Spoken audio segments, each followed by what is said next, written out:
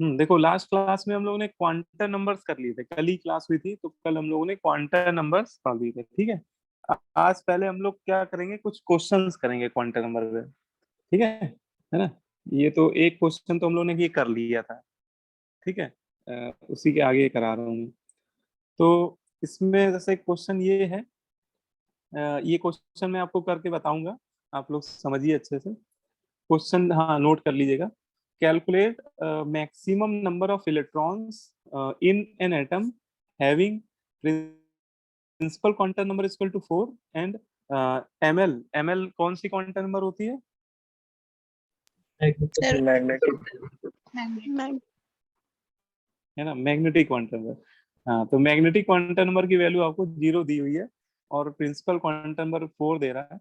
मतलब आपको उसने केवल दो इंफॉर्मेशन दी है किसी इलेक्ट्रॉन के लिए, उसका प्रिंसिपल क्वांटम नंबर दे दिया और मैग्नेटिक क्वांटम नंबर, और कह रहा है कि ऐसे मैक्सिमम कितने इलेक्ट्रॉन हो सकते हैं किसी एटम में, ठीक है, जिन जो इन दो क्वांटम नंबर को सेटिस्फाई कर रहे होंगे। तो अब देखिए, शुरुआत तो वैसे प्रिंसिपल क्वांटम नंबर से ही करनी थी। प्रिंसिपल क्वांटम नंबर आपको दी हुई है 4, तो मैंने एन की वैल्यू 4 लिख ली। तो एन की वैल्यू अगर 4 है ना, तो इससे एजीमुथल क्वांटम नंबर की पॉसिबल वैल्यूज बताइए कितनी हो जाएंगी? 0 से 3। 0 से 3।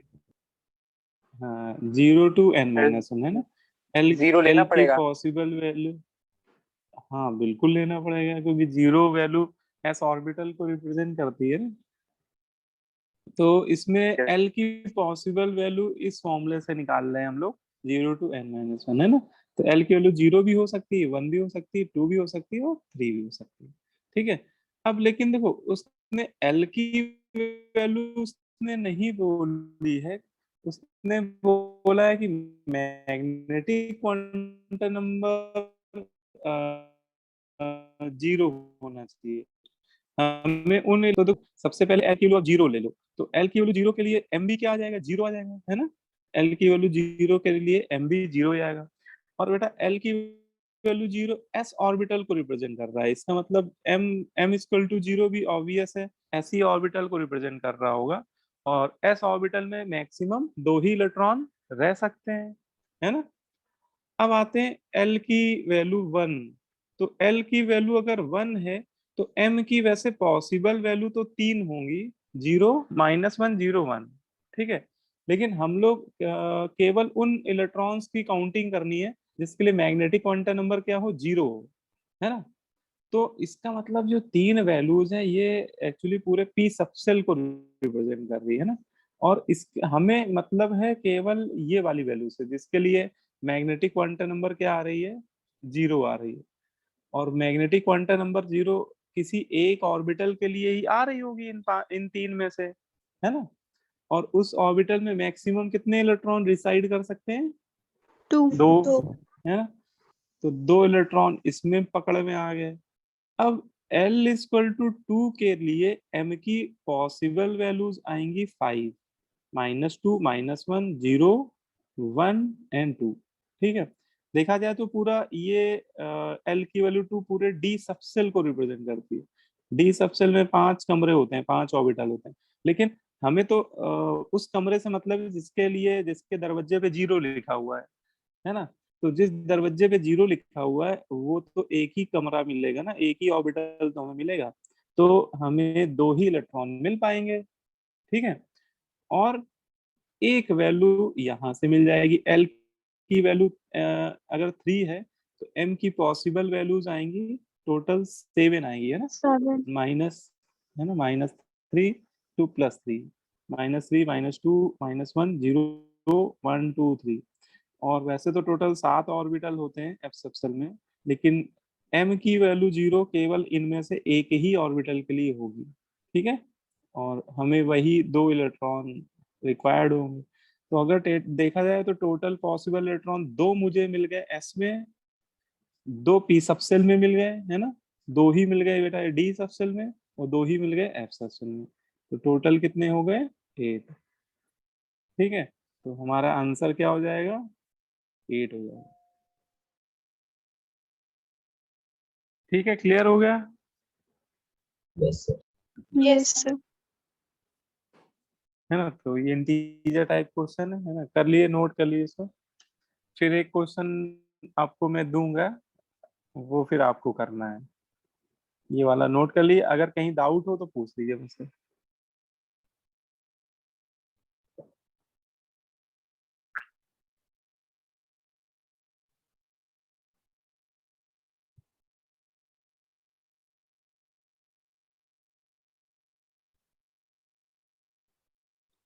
ठीक है, क्लियर है सभी को? Yes, sir.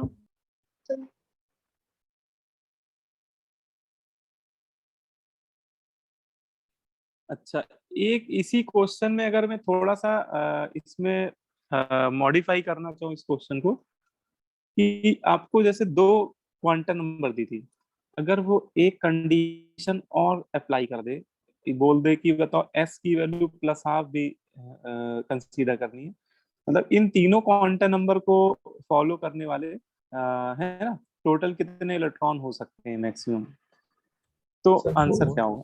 तो हाफ हो जाएंगे। The four. फोर हो जाएगा ना।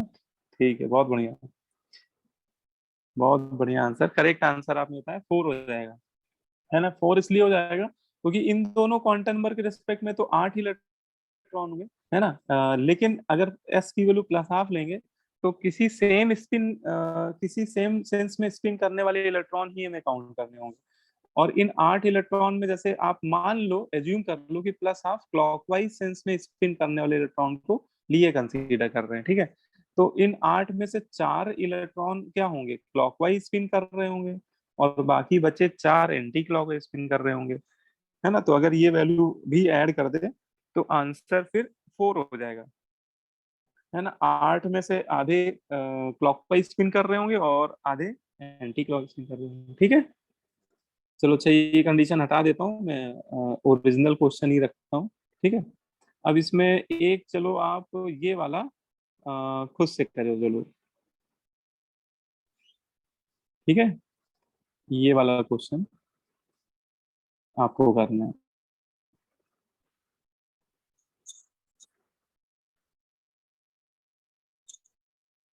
Sir done. Sir done. हो गया? हाँ हो गया, बताओ कितना आ रहा Sir, eight. अरे सर 8। है? 8 ही सर आ 8 रहा आ है। रहा है। यस। अच्छा, बहुत बढ़िया, करेक्ट आंसर है बेटा, 8 8 ही आंसर आएगा इसका। कर लो, सब लोग अटेम्प्ट कर लो पहले, ठीक है। अगर पहले अच्छे से सब लोग अटेम्प्ट कर लो, और आप अटेम्प्ट करोगे तो आपका आंसर आएगा जरूर, ठीक है।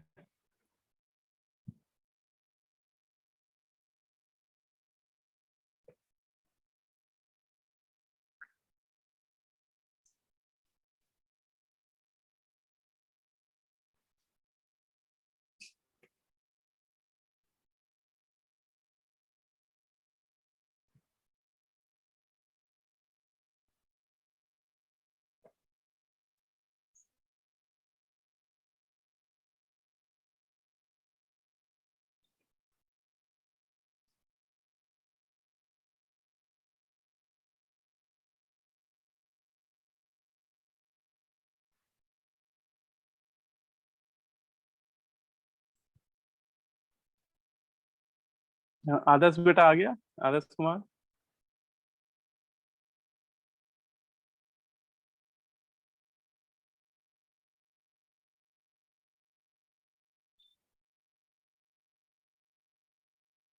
मोहम्मद नबील आया? यस सर आ गया था। आ गया, बहुत बढ़िया, very good. Mohammad Fayad? Sir मैंने पहले ही बता दिया था 8 होगा। अच्छा, तुमने बता दिया था? Yes sir. अच्छा, ओके, बहुत बढ़िया। जूही बेटा आ गया? जूही साइनी? Yes, sir. मेरा तो आ गया था. Yes, sir. आ गया. जूही तुम ऑफलाइन में एक आई हो बार? नहीं सर, मैं नहीं आई हूँ.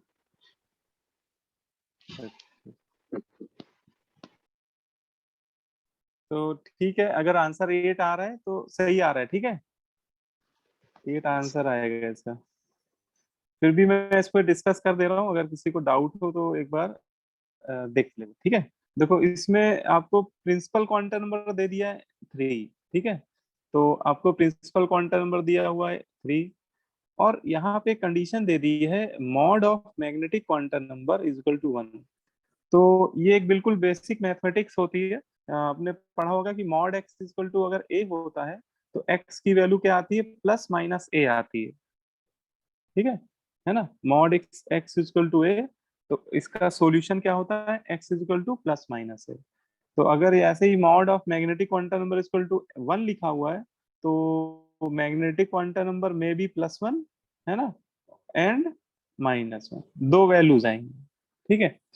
तो इसका मतलब हमें मैग्नेटिक क्वांटम नंबर +1, जिस इलेक्ट्रॉन के लिए मैग्नेटिक क्वांटम नंबर +1 आ रहा है, हमें उस इलेक्ट्रॉन को भी काउंट करना पड़ेगा, और जिसके लिए -1 आ रहा है उसे भी काउंट करना पड़ेगा, ठीक है।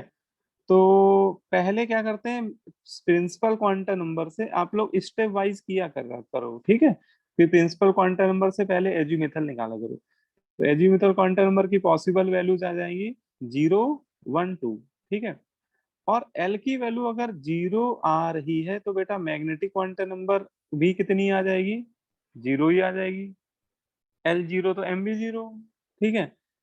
लेकिन जीरो मैग्नेटिक क्वांटम नंबर एडॉप्टेबल नहीं है, क्योंकि हमें वही इलेक्ट्रॉन काउंट करने हैं जिनके लिए मैग्नेटिक क्वांटम नंबर का वैल्यू या तो +1 हो या -1 हो। इसका मतलब ये वाली कंसीडरेबल नहीं है, इससे हमें नहीं कंसीडर करना होगा, ठीक है। तो इसको छोड़ दीजिए। एल की वैल्यू 1 के लिए एम की 3 वैल्यूज आएंगी, -1, 0, +1। और ये 3 वैल्यू हर एक ऑर्बिटल को, पी सबसेल के एक ऑर्बिटल को रिप्रेजेंट कर रही होगी। तो इसमें 2 इलेक्ट्रॉन पकड़ में आ जाएंगे m इक्वल टू -1 वाले डब्बे में, और 2 इलेक्ट्रॉन पकड़ में आ जाएंगे मैक्सिमम, है ना, जिसके लिए मैग्नेटिक क्वांटम नंबर क्या है, +1। तो 2 2 4 इलेक्ट्रॉन मुझे पकड़ में आ गए, ठीक है। अच्छा, लेकिन अभी ये L की वैल्यू 2 भी हो सकती है, तो इसके भी यहाँ पे अगर देखें तो M की टोटल 5 वैल्यूज हो सकती हैं, -2 से +2। मतलब ये पूरा डी सबसेल के लिए होगी, और डी सबसेल में 5 ऑर्बिटल होते हैं, लेकिन उनमें से बेटा हमारे मतलब के 2 ही ऑर्बिटल है, क्योंकि इन दोनों और दोनों ऑर्बिटल के लिए एम की वैल्यू +1 या -1 है, हमें वही कंसीडर करना है ना। तो 2 ये पकड़ में आ गए, है ना, और 2 ये इलेक्ट्रॉन, ये इस ऑर्बिटल में भी देखा जाए तो डी सबसेल में भी 4 ही इलेक्ट्रॉन ऐसे होंगे जिनके लिए मैग्नेटिक क्वांटम नंबर की वैल्यू या तो +1 है या -1 है। तो टोटल देखा जाए तो 4 और 4 टोटल हमें 8 इलेक्ट्रॉन ही मिल रहे हैं, जिनके लिए ये दो प्रिंसिपल क्वांटम नंबर और मैग्नेटिक क्वांटम नंबर की वैल्यू सेटिस्फाई हो रही है, ठीक है। Yes sir. Yes, हाँ, sir. चलो अच्छा, गुड। तो ये तो समझ में आ गया। एक क्वेश्चन ये भी आप ही को ही करना है, ये सब क्वेश्चन आप ही लोग अटेम्प्ट करके जल्दी जल्दी बताते जाओ मुझे, है सर ना। 6 आएगा ये इसमें, जेई एडवांस में आया हुआ है, तो 6 आएगा 6 इसका। आएगा। यस। अच्छा, चलो कर लो, अटेम्प्ट कर लो सभी लोग, है ना। अभी आंसर मैं नहीं बोलूंगा कौन सा सही है ना, थोड़ा सा 2 मिनट ले लीजिए सभी लोग। इसमें प्रिंसिपल क्वांटम नंबर दे रहा है 4, पूछा वही है, total number of electron having quantum number n equal to 4। Magnetic quantum number का जो मॉड है वो 1 लिया हुआ है, लेकिन स्पिन क्वांटम नंबर भी दे दिए उसने -8, है ना। तो इन तीनों क्वांटम नंबर के रिस्पेक्ट में सर बताना है। मेरी लास्ट क्लास का थोड़ा सा मिस हो गया था, स्पिन क्वांटम नंबर वाला पार्ट, तो वाला आप बता देंगे स्पिन क्वांटम नंबर क्या होता है, वाला हाँ मैंने हाँ, नहीं देख बिल्कुल पाया। बता देंगे। हाँ देखो, स्पिन क्वांटम नंबर तो सबसे, देखा जाए तो सबसे बेसिक होती है स्पिन क्वांटम नंबर, सबसे बेसिक होती है स्पिन। देखो, इलेक्ट्रॉन जो होता है वो अपने एक्सिस के अबाउट 2 तरह से स्पिन करता रहता है, ठीक है, आइदर क्लॉकवाइज और एंटी क्लॉकवाइज, अगर, है ना। तो इलेक्ट्रॉन के इस मोशन को हम लोग स्पिन क्वांटम नंबर से समझते हैं, ठीक है। या ऐसे ओके बोल सर। सकते हो कि जैसे हम लोग एक ऑर्बिटल में 2 इलेक्ट्रॉन फिल करते हैं, तो एक का एरो ऊपर की तरफ रखते हैं अपवर्ड, एक का एरो, एक का हेड जो होता है नीचे की तरफ डाउनवर्ड शो करते हैं। तो एक्चुअली ये जो एरो होते हैं ये इनकी स्पिन को ही रिप्रेजेंट कर रहे हैं। एरो की जो डायरेक्शन है, एक तरह से वो स्पिन को रिप्रेजेंट कर रहा है। जो क्लॉक जिसका एरो अपवर्ड है ना, सपोज अगर ये क्लॉकवाइज स्पिन कर रहा है, तो जिसका एरो डाउनवर्ड है ये फिर एंटी क्लॉक स्पिन कर रहा होगा। ठीक है, तो एक ऑर्बिटल में दोनों इलेक्ट्रॉन का स्पिन क्या होता है, अपोजिट होता है।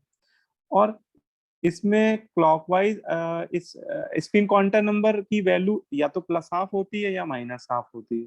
ठीक है, इसमें जैसे आपने मान लिया कि क्लॉकवाइज स्पिन अगर कर रहा है तो उसके लिए स्पिन क्वांटम प्लस हाफ है, तो एंटी क्लॉकवाइज के लिए क्या ले लेना, माइनस हाफ ले लिया थी। ठीक है, तो इसमें बस इतना ही है। Okay sir. ठीक है, बाकी वो वीडियो लेक्चर मैंने भेज ही दिया है, एक बार उसको भी देख लेना। सर वो आपने लेक्चर और 7 का सब भेजा, 8 का नहीं भेजा। 8 भी भेज दिया, देखो जरा एक बार चेक कर लेना, उसमें टेलीग्राम ग्रुप में देखो मिल जाएगा, यस सर आ गया। है ना। तो इसका आंसर क्या आया बताओ भाई, 6 6 6 है ना, आएगा। 6 ही आ रहा है। हाँ 6 है। ठीक, सबसे पहले किसने बताया था, बड़ी जल्दी आंसर दिया था। सर मैंने। पीयूष ने। Yes sir. अच्छा ठीक है, बहुत बढ़िया बेटा।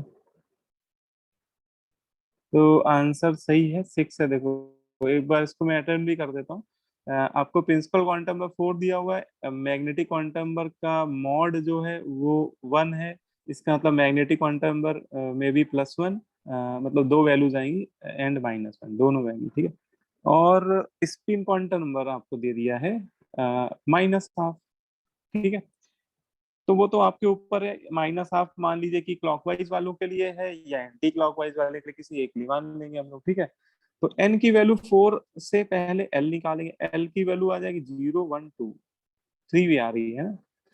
अब देखो इससे एम की वैल्यू निकालेंगे, तो जीरो के लिए 0 आ रही है, लेकिन जीरो कंसीडरेबल नहीं है ना, जीरो वाली कंसीडरेबल नहीं है। ठीक है, अब L = 1 में 3 वैल्यूज आएंगी, इसमें 2 कंसीडर कर लेंगे हम लोग, +1 -1, और दोनों में 2 इलेक्ट्रॉन, तो टोटल कितने हो गए, 4 electron.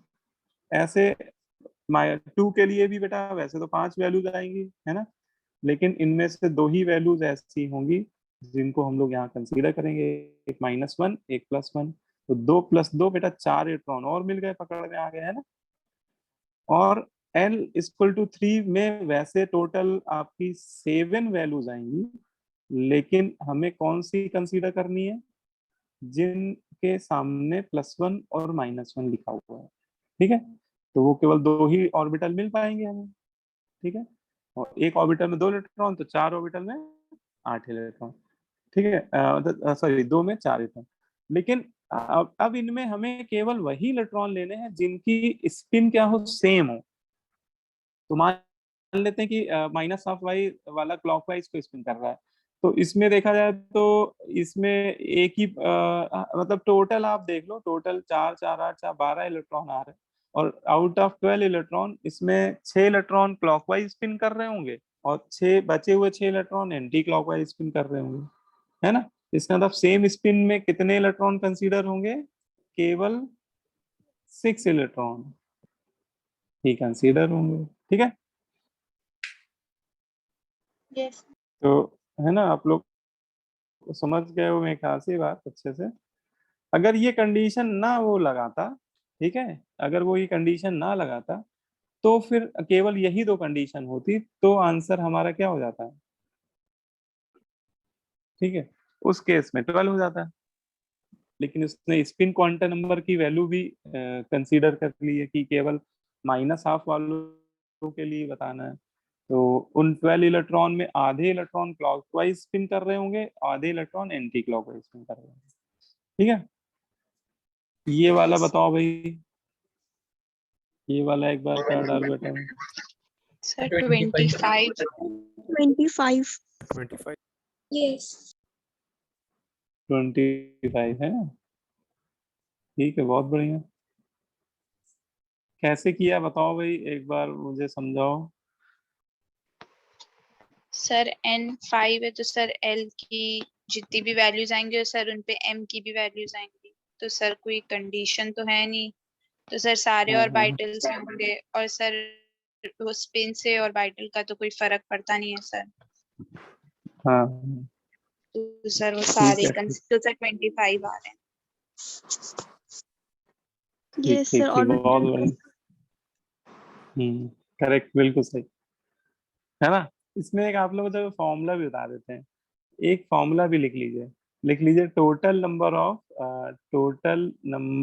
Of electron present in a shell, in a particular shell या ऑर्बिट भी लिख सकते हो। ये होते हैं 2n²। किसी पर्टिकुलर सेल में टोटल ये तो मालूम है। पॉसिबल कितने इलेक्ट्रॉन, वो कितने होते हैं। अच्छा, ये पता है आप लोगों को फॉर्मूला?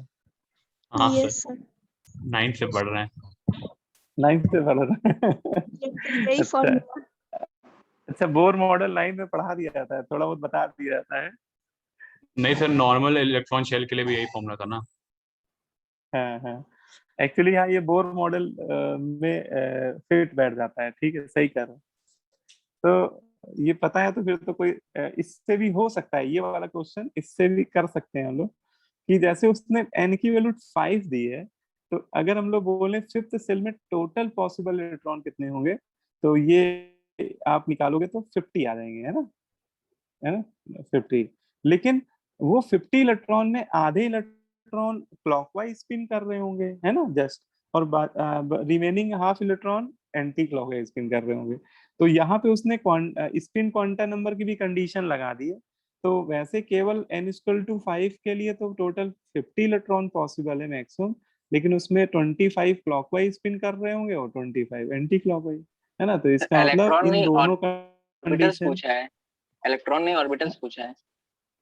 हाँ, तो एक बात ये बताओ कि एक इलेक्ट्रॉन एक पर्टिकुलर ऑर्बिटल में ही तो रहता है, तो अगर हम लोग इलेक्ट्रॉन का नंबर निकाल लेते हैं, है ना, तो वो जो एक इलेक्ट्रॉन है जो क्लॉकवाइज स्पिन कर रहा है, वो किसी एक ऑर्बिटल में ही तो होगा, तो वो यस सर। इनडायरेक्टली ऑर्बिटल का नंबर आ जाएगा। ठीक है, यस। या फिर इसी इसी फॉर्मूले को हम लोग मॉडिफाई भी कर सकते हैं, है ना। तुम लोग क्वांटम मैकेनिकल मॉडल भी समझ चुके हैं। अगर आपसे टोटल नंबर ऑफ ऑर्बिटल्स पूछने लगे, है ना, total number of orbital in a particular shell, तो वो जस्ट हाफ हो जाएंगे इसके, n²। है ना, वो हाँ n² हो जाएंगे। ठीक है, तो आप ऐसे भी बता सकते हो। तो मतलब एक मैंने आपको बता दी, कई बार होता क्या है कि बहुत ऐसे भी क्वेश्चन आते हैं कि डायरेक्ट फॉर्मूले बेस्ड होते हैं। अगर आपको थोड़ा बहुत फॉर्मूले याद हैं तो उससे हमें हेल्प मिल जाती है, डायरेक्ट आंसर दे सकते हो। वैसे करोगे, लॉजिक से करोगे तो भी हो जाएगा, है ना। ये क्वेश्चन दोनों तरीके से हो जाएगा। अब जैसे ये वाला करो, ये भी अच्छा क्वेश्चन है। The quantum number of 4 sir third. Electron are given below, है 4 इलेक्ट्रॉन के लिए क्वांटम नंबर दिया हुआ है,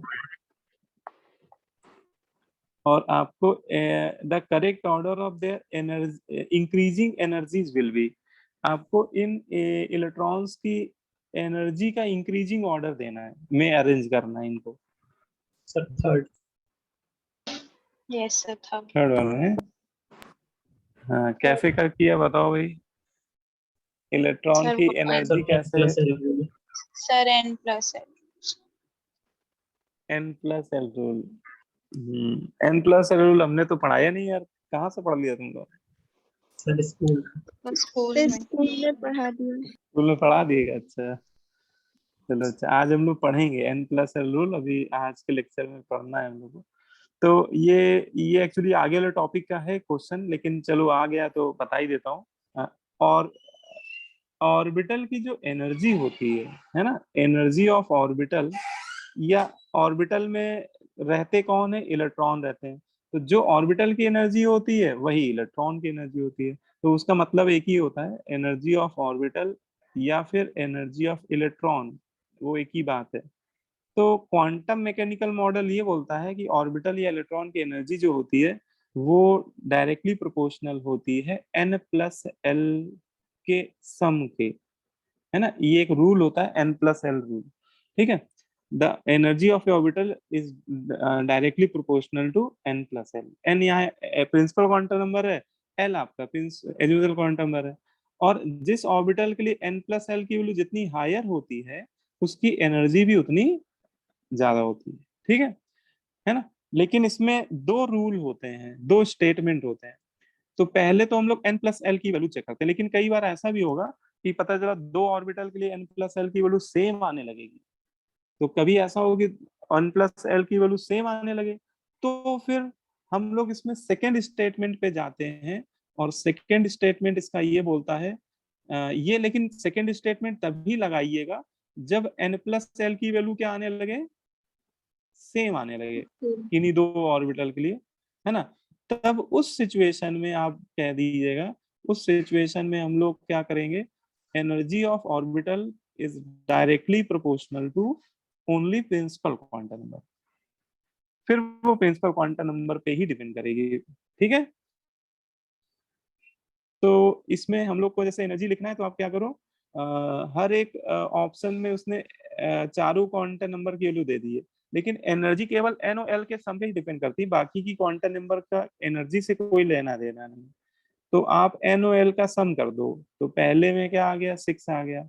दूसरे में सम करो जरा n+l का, तो क्या आ गया, 5 आ गया। 5 तीसरे में जो उसने दिया हुआ है सेट, इसमें बताओ कितना आ रहा है, 5 तीसरे में 5 आ रहा है ना, और चौथे में 4 आ रहा है। तो 4 सबसे ज्यादा किस में आ रहा है, सबसे सर ज्यादा फर्स्ट वाले बताओ, फर्स्ट में, है ना। तो फर्स्ट की एनर्जी सबसे ज्यादा है। अब देखो दो के लिए इक्वल आ गया n+l, 5 आ गया। अब इसमें देख लो n किसका हायर है, इन दोनों सर में थर्ड n की वाले वैल्यू किसकी है, थर्ड थर्ड वाले की। तो इसका मतलब फर्स्ट के बाद जो सेकंड नंबर में एनर्जी होगी वो थर्ड वाले इलेक्ट्रॉन की होगी, है ना। इसके बाद आप सेकंड को कर दीजिए, और सबसे कम n+l आ रहा है फोर्थ का, तो इसकी एनर्जी सबसे कम, तो यही ऑर्डर हो जाएगा एनर्जी का, है ना। तो इस हिसाब से देख लीजिए कौन सा आंसर फिर बैठ रहा है। थर्ड ही है ना, हाँ थर्ड, ठीक है, थर्ड आंसर है इसका। ठीक है, क्लियर हो गया। Yes sir. तो ये n+l रूल होता है। ये वाला अच्छा कर लो, ये तो आप कर 0 लोगे आसानी से, 0 0 एल की 0 हो वैल्यू जाएगा। 0 होगी सर। ठीक है। इसमें आपको उसने 2s ऑर्बिटल के लिए बोला है, एंगुलर ऑर्बिटल एंगुलर मोमेंटम, है ना। तो ऑर्बिटल एंगुलर मोमेंटम का फॉर्मूला होता है l+1 h/2π, और s ऑर्बिटल के लिए l का वैल्यू क्या होता है, 0 होता है। तो इसका मतलब ये वैल्यू 0 आ जाएगी, अल्टीमेटली ये पूरा 0 ही हो जाएगा, ठीक है। l 0 रखते ही वो पूरा ही 0 हो जाएगा। तो ठीक है भाई, ये 0 हो गया। अच्छा, ये वाला बताओ भाई,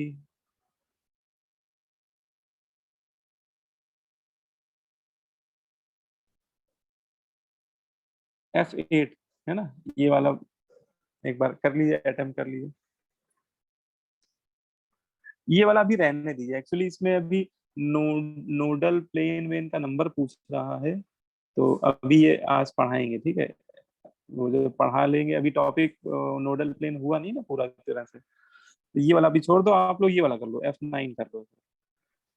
डी डी डी होगा। डी हो गया ना। हाँ, वैसे ये काफी फेमस पॉपुलर क्वेश्चन है ना। कह रहा but which of the following d orbital have doughnut shape, है ना। डोनट शेप किसका है, तो डोनट शेप इसी का होता है, d(z²), है ना। एक इसमें एक डंबल बनता है और एक इसमें दो कंसेंट्रिक रिंग बनती है। तो ये तो बहुत पॉपुलर क्वेश्चन है, चलो, है ना। ये वाला बता दो, अच्छा 22 number. Sir a sorry a, which orbital is non directional, a हो जाएगा। एस ऑर्बिटल ही नॉन डायरेक्शनल होता है, ठीक है। बाकी जितने भी ऑर्बिटल होते हैं वो सभी डायरेक्शनल होते हैं, क्योंकि उनके टाइप होते हैं, ठीक है। उनका इलेक्ट्रॉन क्लाउड XYZ एक्सिस के अलोंग अलग अलग तरह से डिस्ट्रीब्यूटेड होता है, ठीक है, ये वाला भी बता दीजिए 23 वाला। सी होगा सर। सी हो गया ना। हाँ, in case sin of y D axis x का स्क्वायर है स्क्वायर। तो उसी में मैक्सिमम होगा सर। हाँ, अब देखो ये सब चीजें ऑब्जेक्टिव में बड़ा हेल्प करती हैं। जैसे कल मैंने आपको बताया भी था कि d x square minus y square है, तो इसको याद करने का एक तरीका मैंने बताया था कि जिस एक्सिस का स्क्वायर हो रहा हो उसी में डंबल लाई करेगा। अच्छा, ये तो डी डी देखते ही आप समझ जाना कि इसका डबल डंबल शेप होगा, इसमें दो डंबल बनेंगे, लेकिन वो डंबल किस एक्सिस के लॉन्ग लाई करेंगे, है ना। तो इसके लिए बस इतना हल्का सा भी लॉजिक अगर याद है कि जिस एक्सिस का स्क्वायर है उसी में डंबल लाई कर जाते हैं, इसका मतलब इसमें एक डंबल लाई कर जाएगा अलोंग एक्स एक्सिस और एक लाई कर जाएगा अलोंग वाई एक्सिस, है ना। और डंबल के अंदर ही तो इलेक्ट्रॉन क्लाउड क्या होता है, मैक्सिमम होता है। तो इसका मतलब इसमें इलेक्ट्रॉन क्लाउड एक्स एक्सिस के along as well as Y axis के लॉन्ग क्या होगा, मैक्सिमम होगा। ठीक है, तो probability of finding electron is maximum along X and Y axis, ये वाला सही हो रहा है ना। बाकी वो सब गलत हो रहे हैं, क्योंकि जैसे ए ऑप्शन में बोल रहा है probability of finding electron along x axis 0, तो ये तो गलत है भाई। एक्स एक्सिस के लॉन्ग तो प्रोबेबिलिटी क्या है, मैक्सिमम है इलेक्ट्रॉन के मिलने की। ऐसे वाई के लॉन्ग भी मैक्सिमम है, तो ये दोनों रॉन्ग हो गए। और जेड के इसमें क्या कर रहा है, एक्स वाई प्लेन के लॉन्ग 0 है। तो देखो, एक्स और वाई एक्सिस के लॉन्ग अगर मैक्सिमम है तो एक्स और वाई एक्सिस को मिला दो तो पूरा एक्स वाई प्लेन बन जाएगा। भाई एक प्लेन बनाने के लिए हमें दो एक्सिस की तो रिक्वायरमेंट होती है। तो जब एक्स वाई एक्सिस के लॉन्ग मैक्सिमम है तो एक्स वाई प्लेन, एक्स और वाई एक्सिस दोनों एक्स वाई प्लेन से ही तो पास हो रही होंगी। तो एक्स वाई प्लेन पे भी इलेक्ट्रॉन डेंसिटी क्या हो जाएगी, मैक्सिमम हो जाएगी, है ना। तो आपका आंसर Yes. सी बन जाएगा। ठीक है, तो इसमें जो क्वेश्चन जैसे पूछे जाते हैं ना, अगर आपने थ्योरी अच्छे से पढ़ रखी है तो क्वेश्चन टू द पॉइंट पूछे जाते हैं, सीधे सीधे क्वेश्चन होते हैं। ठीक है, चलो अब आगे बढ़ते हैं। आज हम लोग जो पढ़ेंगे उसके उसमें सबसे पहला टॉपिक है टाइप्स ऑफ नोड। ठीक है, नोड के टाइप पढ़ेंगे। देखो, नोड को टाइप में बोलते हैं, नोड को दो तरह से क्लासिफाई किया जाता है। ठीक है, नोड को फर्दर दो तरह से क्लासिफाई करते हैं हम लोग, radial node and angular node. ठीक है, नोड को दो तरह से क्लासिफाई करते हैं हम लोग, radial node and angular node. Radial node क्या होते हैं, तो बोलते हैं कि ये स्फेरिकल नोड होते हैं। ये कुछ स्फेरिकल सरफेस होती हैं, ठीक है, है ना, जिनके जिस स्फेरिकल सरफेस में इलेक्ट्रॉन के मिलने की प्रोबेबिलिटी क्या हो जाती है, 0 हो जाती है। उन स्फेरिकल सरफेस को हम लोग बोलते हैं स्फेरिकल नोड। और ये एंगुलर नोड क्या होते हैं, angular node are non spherical node. ये होते तो नोड ही है, और नोड वो पर्टिकुलर प्लेन होते हैं। यहाँ पे जैसे ये नोड हम लोग पढ़ रहे हैं, एक्चुअली ये नोड का मतलब आप न्यूक्लियस यहाँ मत समझिए। ये एक्चुअली हम लोग जो नोडल प्लेन नहीं पढ़े थे, nodal plane, yes sir. Yes, sir. Nodal plane, है ना। तो एक्चुअली ये नोडल प्लेन के ही टाइप है। ठीक है ना। नोडल प्लेन को फर्दर हम लोग दो तरह क्लासिफाई कर रहे हैं। कुछ नोडल प्लेन स्फेरिकल टाइप के होते हैं, उनकी सरफेस स्फेरिकल होती है, उन्हें हम लोग स्फेरिकल नोड बोलते हैं या रेडियल नोड बोलते हैं। कुछ नोडल प्लेन स्फेरिकल नहीं होते हैं, वो प्लेन के फॉर्म में होते हैं। जैसे हम लोगों ने देखा था ना कि पीएक्स ऑर्बिटल में एक मिल रहा था, जैसे मान लो ये पीएक्स ऑर्बिटल है तो उसका नोडल प्लेन वाईजेड प्लेन मिल रहा था। तो वो वाईजेड प्लेन उसका रेडियल नोड नहीं था, वो उसका एंगुलर नोड था, क्योंकि ये प्लेन स्फेरिकल शेप का नहीं है। ठीक है, तो नॉन स्फेरिकल शेप के जो नोडल प्लेन होते हैं वो सब कैसे होते हैं, वो उनको एंगुलर नोड बोलते हैं। ठीक है, और जो स्फेरिकल सरफेस होती है नोडल सरफेस, उन्हें रेडियल नोड बोलते हैं। अच्छा, इनका नंबर कैसे निकालते हैं, क्योंकि ज्यादातर बेटा आपसे इनका नंबर ही पूछा जाएगा एग्जाम में। ठीक है, तो नंबर ऑफ रेडियल नोड कभी पूछा जाए किसी ऑर्बिटल के लिए तो उसका फॉर्मूला होता है n माइनस एल माइनस 1। इस फॉर्मूले से निकाल लेते हैं। n इसमें प्रिंसिपल क्वांटम नंबर होती है और l इसमें एजीमुथल क्वांटम नंबर होती है। ठीक है, और एंगुलर नोड जो होते हैं ये एजियोमेट्रिकल क्वांटम नंबर के ही इक्वल होते हैं। एंगुलर नोड का जो नंबर होता है वो किसके इक्वल होता है? एजियोमेट्रिकल क्वांटम नंबर के ही बराबर होता है। ठीक है, तो बस ये दो फॉर्मूले पता होने चाहिए। अच्छा, कभी आपसे टोटल नोड पूछने लगे तो आप दोनों का सम कर दिए, टोटल नोड हो जाएंगे angular node plus radial node. Angular node हो जाएगा n minus L minus one, ये एल एल कैंसिल हो जाएगा बेटा, तो टोटल नोड कितने आ जाएंगे? n माइनस वन आ जाएंगे। ठीक है, तो ये दो मेन फॉर्मूले हैं, ये आप लोग जरूर नोट कर लीजिए।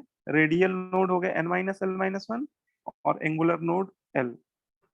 ठीक है, अब जैसे एक क्वेश्चन कर लेते हैं हम लोग, ये थोड़ा प्रैक्टिस आपको होना चाहिए, है ना। जैसे देखो, इस टेबल में मैंने कुछ ऑर्बिटल लिए हुए हैं, है ना, और अगले कॉलम में इनके रेडियल नोड्स हमें निकालने हैं और अगले नेक्स्ट कॉलम में एंगुलर नोड का नंबर बताना है। तो जैसे सबसे पहले हम लोग लेते हैं 4s ऑर्बिटल। 4s ऑर्बिटल के लिए देखो, प्रिंसिपल क्वांटम नंबर की वैल्यू हो जाएगी, बताओ कितनी? 4 4 हो जाएगी। हाँ ठीक है, ऑर्बिटल के आगे जो नंबर लिखा होता है न्यूमेरिक नंबर, वही प्रिंसिपल क्वांटम नंबर होता है। तो 4s है तो n की वैल्यू 4 जाएगी। अच्छा, l की वैल्यू ऑर्बिटल के नेचर पे डिपेंड करती है। s ऑर्बिटल के लिए l की वैल्यू क्या होती है? 0, 0 है ना, और -1 तो फॉर्मूले में ही है। तो रेडियल नोड कितने हो जाएंगे? 3 हो 3 जाएंगे। तो ये हो गए कितने? 4 माइनस 0 माइनस 1, मतलब बेटा 3 रेडियल नोड आ गए। एंगुलर नोड कितने बताओ, लिख दें 4s के लिए? 0 0 0। हाँ, क्योंकि वो l के ही बराबर है, और s ऑर्बिटल के लिए l की वैल्यू 0 फिक्स की कर दी गई है। अच्छा ठीक है बेटा, ऐसे इसका बता दो 3p ऑर्बिटल के लिए बता दो रेडियल नोड। 1 ठीक है, 1 आ जाएगा, बहुत बढ़िया। 3 माइनस 1 माइनस 1। और एंगुलर नोड? 1 1 एंगुलर नोड एक ही आएगा। ठीक है, 5d के लिए बताओ रेडियल नोड। 2 हो जाएगा। Angular node? 2 2 एंगुलर नोड भी 2 ही आ रहे हैं।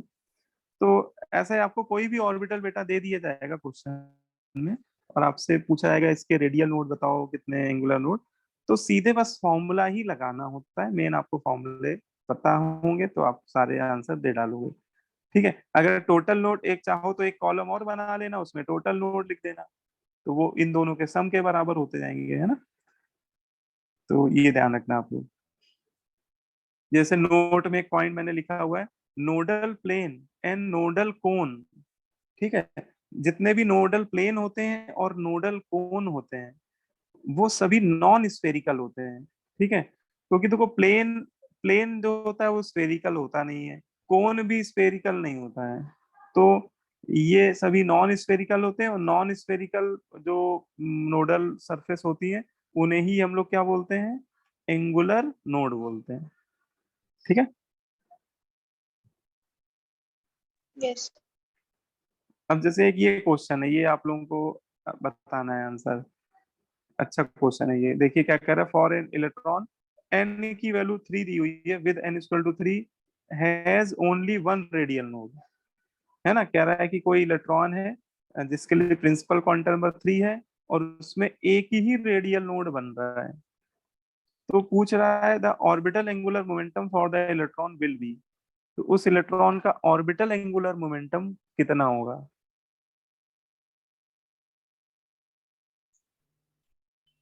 Root 2h upon 2 pi C sir C option. Sir C C होगा। ऑप्शन है। ठीक है, बहुत बढ़िया। कितने बच्चों का सी आ रहा है? सर सर मेरा यस सर। यस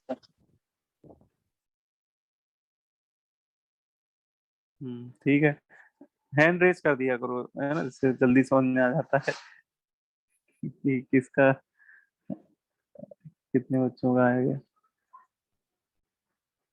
पलक बेटा आ गया? Yes, sir.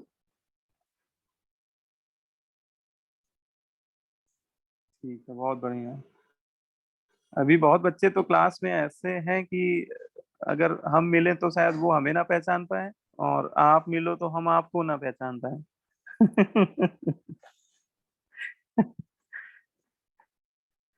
है ना? क्योंकि अभी क्लास में हमें लग रहा है 7 ही 8 बच्चे आ रहे हैं ऑफलाइन में। 10 से 11 यस कभी। सर। Yes, sir. Sir, 10 से भी कम है ना? सर एक 12 अच्छा 15 एक आ दिन रहा है। एक दिन 10 आए थे ना, उससे ज्यादा नहीं आए अभी तक। उससे ज्यादा नहीं ऑफलाइन। आता। Sir, max. हाँ, मैक्सिमम 10 आए हैं। हाँ, सही कह रहे हो। आज ऑफलाइन था, पता नहीं ऑनलाइन हो गया अचानक से। चलो अच्छा, बढ़िया ही है। आराम से घर में बैठ के पढ़ रहे हो, अच्छी बात है। ऑनलाइन भी अपने देखा जाए तो अगर पढ़ने वाला बच्चा है तो उसके लिए ऑनलाइन भी अच्छा है ना? चलो अच्छा, देखो एन का वैल्यू 3 दिया हुआ है, ठीक है। और उसने बोला है कि एक रेडियल नोड है, तो नंबर ऑफ रेडियल नोड का फॉर्मूला हमें पता ही है, n-l-1। और उसने बोल ही दिया है कि एक ही रेडियल नोड है, तो मैंने ये वैल्यू 1 ले ली, और n की वैल्यू बेटा मैंने 3 ले ली, क्वेश्चन में दी हुई थी। इससे मुझे l की वैल्यू मिल गई, l मतलब एजीमुथल क्वांटम नंबर। और एजीमुथल क्वांटम नंबर पता चलते ही हम लोग क्या निकाल लेंगे, ऑर्बिटल एंगुलर मोमेंटम। क्योंकि ऑर्बिटल एंगुलर मोमेंटम के फॉर्मूले में एल ही तो एक अननोन होता है, ठीक है। तो एल की वैल्यू 1 जो आई है यहाँ रख देंगे, तो ये आ जाएगा √2h/2 पाई, है ना? तो बिल्कुल सही बताया आपने, आंसर सी आएगा इसका। ठीक है, तो ये आप ले लो। क्वांटम नंबर के जो क्वेश्चन है वो मैंने आपको करा दिए, काफी क्वेश्चन मैंने आपको करा दिए वैसे, मतलब प्रैक्टिस काफी हो गई। बाकी सीट में और भी क्वेश्चन है, वो आप लोग करिएगा इसके, ठीक है। अब इसके बाद अगला टॉपिक जो है इसमें है इलेक्ट्रॉनिक कॉन्फ़िगरेशन। ये ये सब, ये पूरा जो मॉडर्न एटॉमिक स्ट्रक्चर है ये बहुत इंपॉर्टेंट है ना? ये सबसे ज्यादा जेई वाले इसी से क्वेश्चन पूछे हैं पिछले सालों में। तो इलेक्ट्रॉनिक कॉन्फ़िगरेशन पे हम लोग बात करने जा रहे हैं। ये इलेक्ट्रॉनिक कॉन्फ़िगरेशन KLMN वाला नहीं है, ये SPDF वाला है, ठीक है। अब हम लोग बड़े हो गए, हम लोग समझदार हो गए, हम लोग समझ गए कि इलेक्ट्रॉन का नेचर पार्टिकल नहीं होता है, डुअल नेचर होता है। तो है ना, वेव नेचर डोमिनेंट होता है उसमें। तो हम लोग जो इलेक्ट्रॉनिक कॉन्फ़िगरेशन करेंगे वो उनके ऑर्बिटल्स में करेंगे, SPDF में करेंगे। लेकिन ऑर्बिटल में इलेक्ट्रॉनिक कॉन्फ़िगरेशन करने के लिए कुछ प्रिंसिपल दिए गए हैं, ठीक है। हमें कुछ प्रिंसिपल को फॉलो करके इलेक्ट्रॉनिक कॉन्फ़िगरेशंस को करना होता है। तो ये प्रिंसिपल हमें पता होने चाहिए कि ये क्या है प्रिंसिपल। तो इसमें 3 प्रिंसिपल दिए गए हैं। पहला है पाउलीज एक्सक्लूजन प्रिंसिपल, दूसरा है हुंस रूल ऑफ मैक्सिमम मल्टीप्लिसिटी, और तीसरा है अबाउ प्रिंसिपल। ये 3 अलग अलग प्रिंसिपल है, और ये तीनों प्रिंसिपल को अप्लाई करते हुए हम लोग इलेक्ट्रॉनिक कॉन्फ़िगरेशन करेंगे, ठीक है। तो पहले हम लोग को ये तीनों प्रिंसिपल पढ़ने हैं। तो सबसे पहले हम लोग पढ़ेंगे पाउलीज एक्सक्लूजन प्रिंसिपल, ठीक है। तो ये पाउलीज नाम से समझ में आ रहा है कोई साइंटिस्ट ही होंगे, है ना? तो ये एक साइंटिस्ट थे, काफी पॉपुलर साइंटिस्ट थे। उन्होंने एक ये प्रिंसिपल सजेस्ट किया था, पाउलीज एक्सक्लूजन प्रिंसिपल। क्या था इनका प्रिंसिपल? तो पहले इनका प्रिंसिपल हमें पता होना चाहिए। इनका प्रिंसिपल कहता है no two electron in a orbital और सबसेल।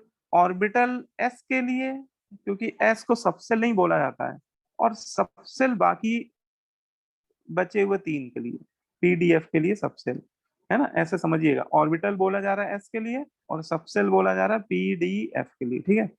तो इनका कहना था no two electron in a orbital oblique subshell in an atom can have same set of 4 quantum number, ठीक है। पाउलिस प्रिंसिपल क्या कह रहा है कि किसी एटम में, है ना, किसी एटम में ऐसे 2 इलेक्ट्रॉन हो ही नहीं सकते, ठीक है, किसी एटम में किसी पर्टिकुलर ऑर्बिटल या सबसेल में ऐसे 2 इलेक्ट्रॉन नहीं हो सकते जिनके लिए चारों क्वांटम नंबर का सेट बराबर हो जाए या चारों क्वांटम नंबर क्या आ जाए, इक्वल आ जाए, है ना।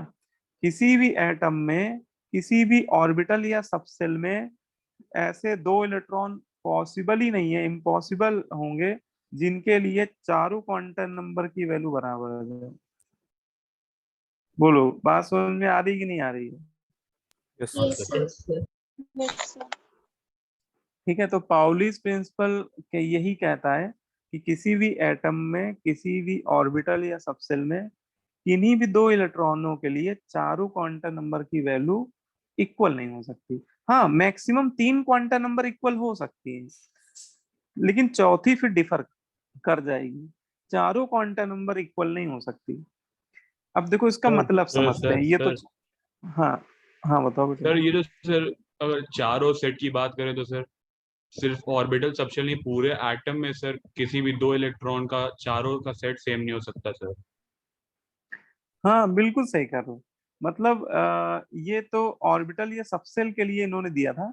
वैसे ये रूल देखा जाए तो किसी एटम में किन्हीं भी 2 इलेक्ट्रॉनों के लिए चारों क्वांटम नंबर का वैल्यू सेम नहीं हो सकता, है ना। ठीक है, और ये होना भी चाहिए, क्योंकि देखो हम लोग ने कल बात करी थी कि जो चारों क्वांटम नंबर, जब हमें चारों क्वांटम नंबर मिलके इलेक्ट्रॉन इलेक्ट्रॉन के कंप्लीट एड्रेस को देती ठीक है ना।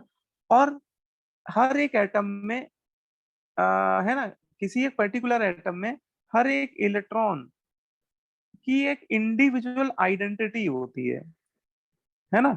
जैसे बोलते हैं ना, हर एक बच्चा यूनिक होता है ना। तो ये बात बिल्कुल सही है, हर एक बच्चा यूनिक होता है। हर एक बच्चे के अंदर कोई ना कोई खास बात जरूर होती है जो दूसरों से अलग होती है। ऐसे ही हर एक इलेक्ट्रॉन भी एटम में यूनिक होता है ना। बोलो भाई। और इसका मतलब हर एक इलेक्ट्रॉन अगर यूनिक आइडेंटिटी शो कर रहा है तो उस इलेक्ट्रॉन का एड्रेस भी कंप्लीटली डिफरेंट होना है। मतलब वो क्या, ऐसे 2 इलेक्ट्रॉन हो नहीं मिल सकते किसी एटम में जिनका एड्रेस क्या हो, एग्जैक्टली सेम हो, है ना। बोलो भाई। Yes, जै, sir. जैसे मान लो कि 2 ट्विंस हैं, है ना। मान लो एक घर में 2 बच्चे ऐसे हैं जो सेम क्लास में पढ़ते हैं, ठीक है, सेम स्कूल में पढ़ते हैं, सेम क्लास में पढ़ते हैं, सेम सेक्शन में पढ़ते हैं ठीक है, लेकिन उनका स्कूल सेम हो सकता है, उनका क्लास सेम हो सकता है, उनका घर का एड्रेस सेम हो सकता है, उनके मम्मी पापा का नाम सेम हो सकता है, लेकिन उनका नाम तो अलग अलग होगा ना उनका आधार कार्ड बना होगा तो उनका आधार नंबर अलग अलग होगा, उनके फिंगरप्रिंट अलग अलग होंगे। तो कुछ ना कुछ तो यूनिक बात होगी ना उनमें, है ना। शक्ल अलग तो होगी ऑब्वियसली। नहीं, अगर मान लो ट्विंस हो कि सकते वो हैं। ट्विंस में अगर सेम कपड़े मम्मी पापा और सेम शक्ल हुई तब तब थोड़े हो सकता है सर ऐसा। नहीं, आजकल वो चिंकी मिंकी बहुत फेमस है, आप लोगों ने देखा होगा, उनकी तो यस शक्ल सर। भी है ना। तो हम लोग मान के चल रहे हैं यस कि सर। शक्ल भी सेम है मान लो, ठीक है, फिर भी कई सारी चीजें अलग अलग होंगी, है ना। तो ऐसे इलेक्ट्रॉन के लिए भी बोलते हैं कि इलेक्ट्रॉन के लिए चारों क्वांटम नंबर सेम होने का मतलब वो इलेक्ट्रॉन ही सेम हो गए, है ना, या उनका कंप्लीट एड्रेस ही सेम हो गया। लेकिन ऐसा नहीं हो सकता, हर एक इलेक्ट्रॉन यूनिक है। तो मैक्सिमम 3 क्वांटम नंबर सेम हो सकती है, तो चौथी डिफर करनी चाहिए फिर, है ना, चौथी सेम नहीं हो सकती। तो वही बात है, every electron have a unique set of 4 quantum number. अब इसमें जैसे देखा जाए तो यहाँ पे मैंने एक एग्जांपल लिया हुआ है, कंसीडर ए 4s ऑर्बिटल। मैंने एक 4s ऑर्बिटल ले लिया है।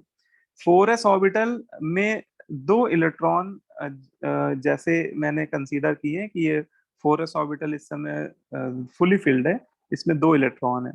तो इसमें जो पहला इलेक्ट्रॉन है, मैंने इसके चारों क्वांटम नंबर की वैल्यूज चलो लिखता हूँ। तो पहले इलेक्ट्रॉन के लिए प्रिंसिपल क्वांटम नंबर की वैल्यू कितनी हो जाएगी, 4 हो 4. जाएगी, ठीक है। और एजीमुथल क्वांटम नंबर, अब ये एसी ऑर्बिटल में रह रहा है तो एस ऑर्बिटल के लिए 0 हो जाएगी। मैग्नेटिक क्वांटम नंबर वो भी 0 हो जाएगा। लेकिन इसका स्पिन है ना कैसा है, अपवर्ड एरो है, तो मान लेते हैं कि चलो क्लॉकवाइज स्पिन कर रहा है, तो एस की वैल्यू ले लेते हैं हाफ। ठीक है, अब इसी ऑर्बिटल में ये बेटा ये दूसरा इलेक्ट्रॉन है, सेकेंड इलेक्ट्रॉन, अब इसके लिए चलो लिखते हैं चारों क्वांटम नंबर की वैल्यू। तो एन की वैल्यू तो 4 ही लेनी पड़ेगी क्योंकि बेटा 4s ऑर्बिटल को बिलोंग कर रहा है। एल की वैल्यू भी 0 ही लेनी पड़ेगी एस ऑर्बिटल के लिए, एम की वैल्यू 0। लेकिन इसके लिए स्पिन क्वांटम नंबर मैं क्या ले लूंगा, नेगेटिव माइनस 1/2। Minus half. ठीक है, क्योंकि ये स्पिन एंटी क्लॉक स्पिन कर रहा है, क्योंकि चारों क्वांटम नंबर का सेट इक्वल नहीं हो सकता है ना। अगर मैं इसके लिए प्लस हाफ ले लूंगा, सपोज अगर मैंने ले लिया प्लस हाफ, तो मैं कौन सा प्रिंसिपल वायलेट कर दूंगा, Pauli's है ना। exclusion. मैं पाउल हाँ, उस सिचुएशन में पाउलीज एक्सक्लूजन प्रिंसिपल वायलेट हो जाएगा, और ये प्रिंसिपल वायलेट किसी भी कंडीशन में नहीं होना चाहिए। ठीक है, इसलिए मुझे अलग ही लेना पड़ेगा। इससे ये कंक्लूजन निकल रहा है कि किसी भी ऑर्बिटल में ऐसा नहीं हो सकता कि दोनों इलेक्ट्रॉन क्या कर रहे हो, सेम स्पिन कर रहे हो, है ना। तो कोई पूछे पाउलीज प्रिंसिपल का कंक्लूजन क्या है, कंक्लूजन इतना है कि सेम ऑर्बिटल में कभी बेटा ऐसे इलेक्ट्रॉन मान लो आपको जानबूझ के फिल करके दे दी जाए, कई बार ऑब्जेक्टिव क्वेश्चन में वो आपको ऐसे ऑर्बिटल डायग्राम बना बना के दे देगा, और अगर किसी ऑर्बिटल में दोनों इलेक्ट्रॉन सेम सेंस में फिल कर दे और आपसे पूछे बताओ ये ऑर्बिटल डायग्राम किस प्रिंसिपल को वायलेट कर रहा है, तो आप बोल देना कि ये इस तरह का अगर डायग्राम बना है, तो ऐसे केस में तो इन दोनों इलेक्ट्रॉन के लिए चारों क्वांटम नंबर की वैल्यू क्या आ जाएगी, बराबर आ जाएगी, है ना। तो वो पाउल किस प्रिंसिपल को वैलिड कर देगा, पाउलीज प्रिंसिपल को वैलिड कर देगा, है ना। अच्छा, Yes. एक बात और यहाँ पे क्लियर हो कर लीजिए आप लोग, जैसे शुरुआत में हम लोगों ने बोला था कि एक ऑर्बिटल में मैक्सिमम 2 ही इलेक्ट्रॉन रह सकते हैं, है ना। और किसी बच्चे ने साथ पूछा भी था कि सर 3 क्यों नहीं रह सकते, है ना। ये और बहुत कॉमन क्वेश्चन है, ये आया भी होगा आप लोगों के मन में कि सर एक ऑर्बिटल में ये हम क्यों माने कि 2 इलेक्ट्रॉन रह सकते हैं, है ना। हो सकता है 3 रह सकते हो, 4 रह सकते हो। तो अगर आप मानते हैं, चलो मान लेते हैं कि एक ऑर्बिटल में 3 इलेक्ट्रॉन रहेंगे, तो एक इलेक्ट्रॉन मान लो क्लॉकवाइज स्पिन कर रहा होगा, तो दूसरा एंटी क्लॉकवाइज करेगा, तो तीसरा इलेक्ट्रॉन फिल करोगे या तो वो क्लॉकवाइज स्पिन वाला होगा या वो एंटी क्लॉकवाइज स्पिन वाला होगा, है ना। और अगर आपने मान लो इसको क्लॉकवाइज स्पिन वाला मान लिया, तो फिर पहले और तीसरे इलेक्ट्रॉन के लिए चारों क्वांटम नंबर की वैल्यू क्या है, हो जाएगी, Same. सेम हो जाएगी। इसका मतलब एक ऑर्बिटल में जैसे ही तीसरा इलेक्ट्रॉन फिल हो रहा होगा, तो वो कौन से प्रिंसिपल को वैलिड कर रहा है, पाउलीज Pauli's. एक्सक्लूजन प्रिंसिपल को। तो it will never be possible, इसका मतलब ये पॉसिबल नहीं है ना। एक ऑर्बिटल में मैक्सिमम 2 ही इलेक्ट्रॉन रिसाइड कर सकते हैं। ठीक है, तो यही कंक्लूजन है, पाउली प्रिंसिपल का यही कंक्लूजन है। इस तरह के कभी भी आपको अगर मान लो ऑर्बिटल पिक्चर बना के दे भी दिए जाएं, तो आप बोल दीजिएगा ये सारे वायलेट कर रहे हैं, पाउलीज एक्सक्लूजन प्रिंसिपल को वायलेट कर रहे हैं। इस तरह के ऑर्बिटल डायग्राम पाउलीज प्रिंसिपल को वायलेट करते हैं। ठीक है, बोलो भाई, ये बात समझ में आ गई। Yes, sir. Yes. ठीक है, तो ये लास्ट में मैंने लिख भी दिया है, कंक्लूजन क्या है, 2 electron in a orbital never spin in clockwise और एंटी क्लॉकवाइज, है ना। किसी एक ऑर्बिटल में दोनों इलेक्ट्रॉन कभी भी क्लॉकवाइज या एंटी क्लॉकवाइज स्पिन नहीं कर सकते। और दूसरा है an orbital can't accommodate more than 2 electron, एक ऑर्बिटल में 2 से ज्यादा इलेक्ट्रॉन कभी भी नहीं रह सकते, अगर आप फिल करेंगे भी तो वो फिर पाउलीज प्रिंसिपल को वायलेट कर देगा। ठीक है, तो हम लोग आगे जब इलेक्ट्रॉनिक कॉन्फ़िगरेशन करेंगे तो इन बातों को ध्यान में रखते हुए इलेक्ट्रॉनिक कॉन्फ़िगरेशन करेंगे कि ये प्रिंसिपल वायलेट ना होने पाए। ठीक है, इसीलिए हम लोग को ये पढ़ाया जा रहा है। ठीक है, चले आगे बढ़े। Yes. सर एक मिनट लिख लो जरा। अच्छा ठीक, नोट कर लो।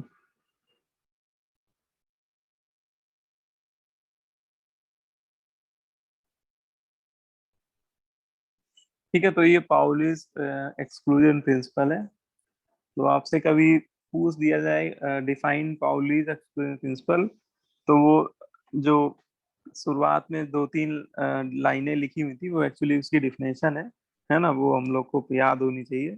No two electron can have same set of 4 quantum number in a atom, है ना। किसी एटम में किन्हीं भी 2 इलेक्ट्रॉनों के लिए चारों क्वांटम नंबर का सेट इक्वल नहीं हो सकता। मैक्सिमम 3 क्वांटम नंबर हो सकती है इक्वल। ठीक है,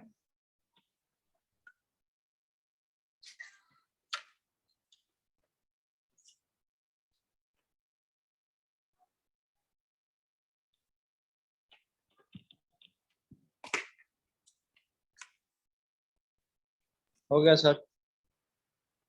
हो गया। अच्छा अच्छा।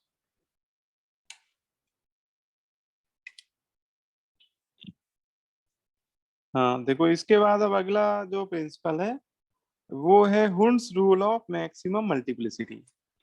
ठीक है, हुंस रूल ऑफ मैक्सिमम मल्टीप्लिसिटी क्या है भाई, इसको ही समझ लीजिए। हुंस रूल क्या बताता है? हुंस रूल सजेस्ट करता है कि किसी पर्टिकुलर सबसेल में इलेक्ट्रॉन के फिलिंग का करेक्ट ऑर्डर क्या होता है ना। किसी पर्टिकुलर सबसेल में इलेक्ट्रॉन को फिल करने का करेक्ट सीक्वेंस क्या होता है, ये हमें हुंस रूल सजेस्ट करता है। ठीक है, देखो लिखा हुआ है, पढ़ लीजिए। Hund's suggest the correct sequence of filling electron in a particular subshell. ठीक है, किसी पर्टिकुलर सबसेल में इलेक्ट्रॉन के फिल करने का करेक्ट ऑर्डर क्या होता है, ये हमें पता चलता है हुंस रूल से। ठीक है, तो क्या होता है हुंस रूल, क्या बताया गया इस स्टेट हुंस रूल में, इसको समझ लेते हैं। तो हुंस रूल का कहना है, according to Hund's rule the pairing of electron in a subshell can't occur until each orbital filled one electron in same spin। ठीक है, हुंस रूल क्या कहता है कि किसी एक पर्टिकुलर सबसेल में इलेक्ट्रॉन की पेयरिंग तब तक नहीं होगी, इलेक्ट्रॉन की पेयरिंग, इलेक्ट्रॉन के जोड़े तब तक नहीं बनेंगे, या इलेक्ट्रॉन पेयर अप तब तक नहीं होंगे जब तक हर एक ऑर्बिटल में, उस सबसेल के हर एक ऑर्बिटल में एक एक अनपेड इलेक्ट्रॉन ना फिल हो जाए। ठीक है, वो भी सेम सेंस में, है ना, वो भी सेम स्पिन वाले। बोलो, ये बात समझ में आई कुछ? सर Yes, फिर sir. से सर फिर से बता दिए। देखो फिर से समझो, ये क्या कह रहा है हुंसुल, the pairing of electron in a subshell can't occur until each orbital filled with one electron in same spin। ठीक है, जैसे आपको मैं एग्जांपल से समझाता हूँ। जैसे आपको पी सबसेल दे दिया गया, पी सबसेल में आपको 4 इलेक्ट्रॉन फिल करने हैं, तो उसका सही तरीका क्या होगा? देखो ये मैंने बना दिया पी सबसेल। पी सबसेल में 3 ऑर्बिटल होते हैं, है ना, P X, P Y, P Z. ठीक है, तो मैंने 3 डब्बे बना दिए। अब आपको मैं बोलूं कि बताओ कि पी सबसेल में 4 इलेक्ट्रॉन फिल करने हैं, और किसी बच्चे ने मान लो ये प्रिंसिपल नहीं पढ़ा, या उसको ये प्रिंसिपल नहीं बताया गया, है ना, तो वो तो अपनी मर्जी चलाएगा। वो कहेगा अच्छा 4 इलेक्ट्रॉन फिल करने हैं, ये लो सर फिल कर दिया हमने। ठीक है, गलत है ये। दोनों में दो दो फिल दोनों में दो दो फिल कर दिए। ठीक है, अच्छा किसी ने मान लो पाउलीज प्रिंसिपल भी नहीं पढ़ा, तो वो कहो ऐसे फिल कर दे। ठीक है, दिख रहा है, मतलब चारों इलेक्ट्रॉन ऐसे फिल कर दे। तो ये दोनों ही तरीके गलत है, ये दोनों ही मेथड रॉन्ग है। ये वाला तो पाउलिस प्रिंसिपल को वायलेट कर रहा है, पाउलिस को भी वायलेट कर रहा है और हुंड को भी वायलेट कर रहा है, और ये वाला स्पेशली हुंड को वायलेट कर रहा है। तो फिर सही तरीका क्या है? What is the correct method of filling electron in a particular subshell, है ना। जैसे मैंने यही एग्जांपल लिया, पी सबसेल में से 4 इलेक्ट्रॉन फिल करने। तो हुंड का क्या कहना था कि किसी भी सबसेल में जितने भी ऑर्बिटल हैं पहले सब में एक एक इलेक्ट्रॉन फिल कर देंगे। पहले सब में क्या करेंगे, एक एक इलेक्ट्रॉन, वो भी सेम सेंस में, है ना, मतलब उनका स्पिन भी क्या होना चाहिए, सेम। जैसे मैंने तीनों का एरो अपवर्ड ही रखा, ठीक है, तीनों क्लॉकवाइज सेंस में, तो पहले तीनों में एक एक इलेक्ट्रॉन फिल कर दिए, ठीक है। अब इसमें एक इलेक्ट्रॉन और बच रहा है कि बेटा हमें कितने इलेक्ट्रॉन फिल करने थे, 4, अभी तो 3 ही फिल हुए हैं, है ना। तो एक इलेक्ट्रॉन जो फिल होगा वो जैसे मैंने px में फिल कर दिया, ठीक है। तो अब ये इलेक्ट्रॉन जैसे इसमें जाएगा तो अब यहाँ पेयरिंग हो गई, मतलब px ऑर्बिटल क्या हो गया, px ऑर्बिटल में इलेक्ट्रॉन की पेयरिंग हो गई, ठीक है। तो ये प्रिंसिपल यही कह रहा है, the pairing of electron in a subcell can't occur until each orbital filled with one electron in same spin। मतलब इलेक्ट्रॉन की पेयरिंग तब तक नहीं होगी जब तक हर एक ऑर्बिटल में एक एक इलेक्ट्रॉन ना फिल हो जाए, ठीक है। तो पहले सब में मैंने एक एक फिल कर दिए और फिर चौथे इलेक्ट्रॉन से क्या हो गई, पेयरिंग हो गई, है ना। अच्छा मान लो 5 इलेक्ट्रॉन फिल करने होते तो फिर एक ऑर्बिटल और पेयर अप हो जाता। छठा अगर पूरे 6 इलेक्ट्रॉन फिल करने होते तो सभी पेयर अप हो जाते हैं, है ना।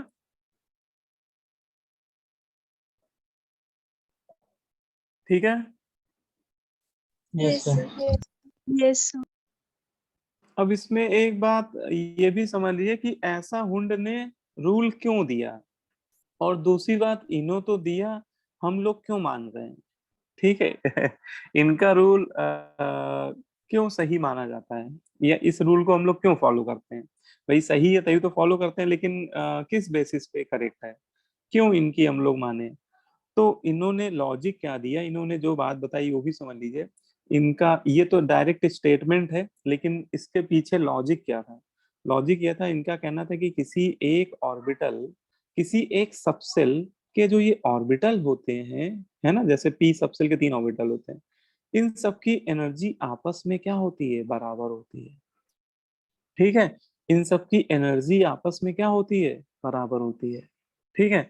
तो अगर हम लोग एनर्जी लेवल डायग्राम बनाएं तो ये तीनों ऑर्बिटल एक ही एनर्जी लेवल पे लाई कर रहे हैं।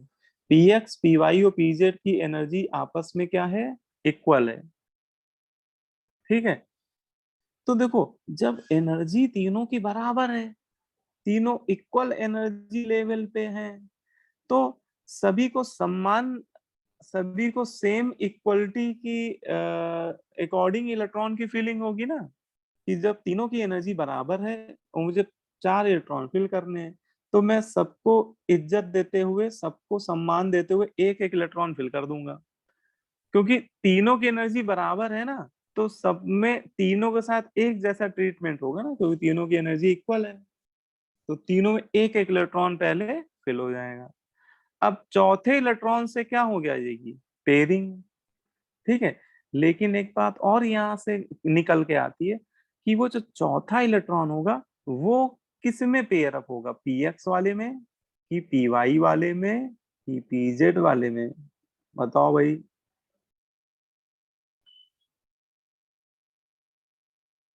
किसी में भी। किसी में भी पेयर अप हो सकता है, बहुत बढ़िया है। क्योंकि देखो एक एक इलेक्ट्रॉन फिल करने के बाद भी अभी भी एनर्जी क्या है, बराबर है। इसका मतलब वो चौथा इलेक्ट्रॉन बेटा px के साथ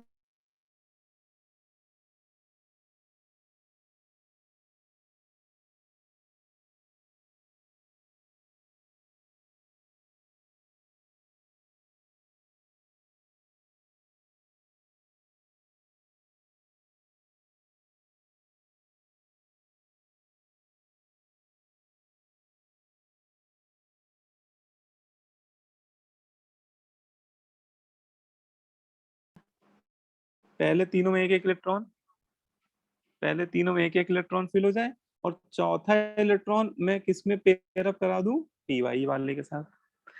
तो ये भी सही है, ये वाला ऑर्बिटल डायग्राम भी हुंस रूल को फॉलो कर रहा है। और कोई कहे नहीं सर हम pz वाले के साथ से पेयरिंग कराना चाहते हैं, तो कोई दिक्कत वाली बात नहीं बेटा, पीजेड के साथ करा लो, क्योंकि बेटा जैसे ही एक एक इलेक्ट्रॉन आपने फिल कर रहे हो तो इन तीनों की एनर्जी क्या है, इक्वल है। तो चौथा इलेक्ट्रॉन इनमें से किसी भी ऑर्बिटल के साथ पेयरिंग कर सकता है। ठीक है, तो P4 का ये वाला डायग्राम अगर कहीं बना हो तो ये भी सही है, P4 का ये वाला डायग्राम भी सही है, और P4 का ये वाला डायग्राम भी सही है। ये तीनों ही हुंस रूल को फॉलो कर रहे हैं, ये तीनों हुंस रूल को भी फॉलो कर रहे हैं और पाउलीज प्रिंसिपल को भी फॉलो कर रहे हैं। ठीक है। Yes, sir. अच्छा, कहीं पे लिखा हो डिजनरेट ऑर्बिटल, तो ये डिजनरेट ऑर्बिटल का मतलब होता है orbital which have equal energy. Equal energy orbital को ही डिजनरेट ऑर्बिटल बोलते हैं। जैसे यहाँ पे px py और pz की एनर्जी बराबर है, तो इनको हम लोग क्या बोल सकते हैं, डिजनरेट ऑर्बिटल बोल सकते हैं। ठीक है, कोई पूछे p ऑर्बिटल में कितने डिजनरेट, p सबसेल में कितने डिजनरेट ऑर्बिटल होते हैं, तो क्या बताएंगे, सर 3। 3 है ना। ठीक है, अच्छा यही number of equal energy orbital को डीजनरेसी भी बोलते हैं। तो अगर आपसे बोले कोई कि बताओ पी सबसेल की डीजनरेसी कितनी है, 3। तो भी वो 3 हो जाएगी। अगर आपसे कोई पूछे what is the degeneracy of D subshell, D subshell की डीजनरेसी कितनी होती है, 5। हाँ, तो डी सबसेल में 5 ऑर्बिटल होंगे और पांचों की एनर्जी बराबर होती है। तो वो पांचों ऑर्बिटल डिजनरेट ऑर्बिटल हो गए, और उनका नंबर जो है वो डिजनरेसी हो जाएगा, वो 5 हो जाएगा। ठीक है, तो ये सब छोटी छोटी बातें हैं। अब जैसे मान लो कि P2 आपको बना के दिखाना है, मान लो P सबसेल में 2 इलेक्ट्रॉन फिल करने हैं, तो हम लोग कैसे बना सकते हैं बताओ। Hund's rule, sorry Pauli's principle और हुन रूल दोनों को फॉलो करना है। एक px एक py बना तो एक px एक py में, या फिर एक py एक एक py pz में। यस, एक px pz। हाँ ठीक है, ये तीनों सही है। लेकिन अगर किसी ने ये बना दिया कि दोनों इलेक्ट्रॉन एक ही डब्बे में डाल दिए, तो ये वाला क्या हो जाएगा, रॉन्ग हो जाएगा। ठीक है, बोलो भाई, समझ में आ रहा है। Yes. Yes sir. Yes, sir. तो P2 में वो 2 इलेक्ट्रॉन किन्हीं भी 2 ऑर्बिटल में फिल हो सकते हैं। अच्छा ये बताइए, डी सबसेल में 7 इलेक्ट्रॉन फिल करने हैं, तो इसका क्या मेथड होगा। सर पहले तो पहले में 5 पहले सब में एक एक दे देंगे। ठीक है, पहले सब हर एक ऑर्बिटल में 1 इलेक्ट्रॉन फिल कर देंगे, फिर और बचे फिर 2 इलेक्ट्रॉन। Sharing कर किसी देंगे दो में दो किसी में भी दे दें, दो किसी भी 2 में दे दें। बहुत बढ़िया बेटा, है ना। मतलब बचे 2 इलेक्ट्रॉन किसी भी 2 ऑर्बिटल में फिल कर देंगे। ये कोई हिड एंड फास्ट रूल नहीं है कि पहले ही 2 में देंगे। ज्यादातर हम लोग यही डायग्राम बना दिया करेंगे, क्योंकि हम लोग लेफ्ट टू राइट फिल करेंगे, लेकिन इसका मतलब यही नहीं कि केवल यही डायग्राम सही है ना। हम लोग किसी में भी करा सकते हैं, वो 2 इलेक्ट्रॉन बेटा किसी भी 2 ऑर्बिटल में फिल कर सकते हैं। ऐसे कई सारे कॉम्बिनेशन बन सकते हैं, है ना। मैंने यहाँ पे 2 ही बना रहा हूँ, आप और भी कॉम्बिनेशन ऐसे बना सकते हो। ठीक है, तो मेरे ख्याल से समझ में आ गया होगा सभी को, हुंस रूल क्या होता है, क्लियर हो गया। Yes, sir. चलो अब इसमें आता है अबाउ प्रिंसिपल। देखो अबाउ जो है वो किसी साइंटिस्ट का नेम नहीं है। अबाउ जैसे पाउलीज और हुंड ये साइंटिस्ट के नेम थे।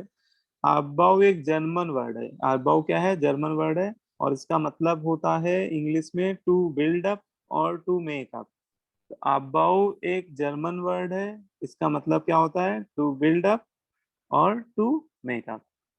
ठीक है, अब ये प्रिंसिपल हमें क्या बताता है, अबाउ प्रिंसिपल हमें क्या सजेस्ट करता है, इलेक्ट्रॉनिक कॉन्फ़िगरेशन के रिगार्डिंग क्या सजेस्ट करता है। तो देखिए पढ़ लीजिए, aufbau principle suggest that correct sequence of filling electron in different subshell in an atom.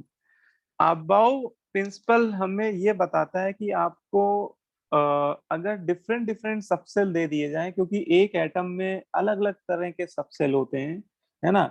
4s भी होता है, 3p भी होता है, 5d भी होता है, 4p भी होता है, 5s भी होता है, 2s भी होता है, 1s भी होता है। तो एक ऑर्बिटल में अलग अलग तरह के क्या होते हैं, सबसेल या ऑर्बिटल होते हैं।